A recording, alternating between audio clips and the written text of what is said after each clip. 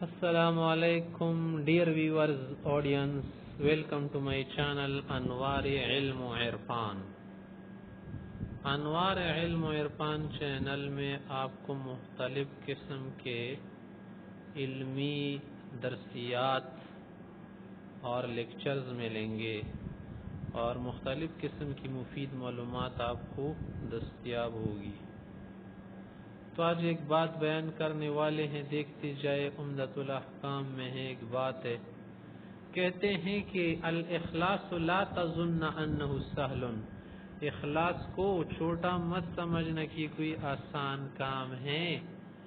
اخلاص کا معنی ہے خالص ہو جانا، کوئی چیز خالص ہو، بالکل خالص، اس کو کیا کہتے ہیں؟ اخلاص کہتے ہیں. بل ان الاخلاص من اشق الاشیاء علی الانفس، کہ اخلاص تو نفس پر بہت باری چیز ہے. ولہذا کان من قال لا الہ الا اللہ خالصا یا خالصا من قلبی دخل الجنہ، کہ جو آدمی اخلاص کے ساتھ کلمہ توحید پورا پڑھ لے، اس پر عمل کر لے یقین و تصدیق کے ساتھ، تو وہ جنت جائے گا.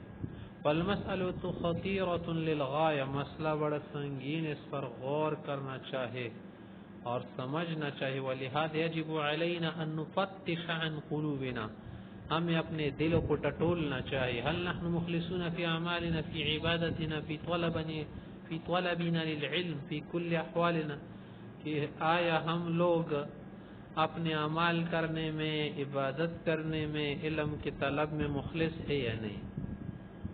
تو یہ بڑی عظیم چیز ہے. اخلاص جو ہے نا تمام اعمال کی روح ہے. روح اگر روح نہ ہونا تو جان نہ ہو تو بدن جو ہے دھڑ سمجھا جائے گا، کچھ نہیں ہوگا. تو اسی طرح سے اعمال میں، عبادات میں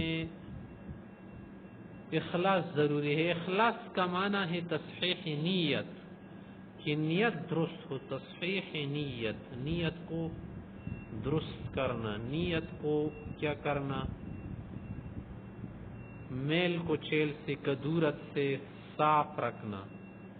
صرف اور صرف اللہ کے لیے کوئی عمل اور عبادت کرنا، اس میں کسی کو شریک نہ کرنا، اور کوئی دنیاوی غرض مفاد اس میں نہ ہو. تو اس کو کیا کہتے ہیں؟ اخلاص کہتے ہیں، جو کہ بہت اہم چیز ہے.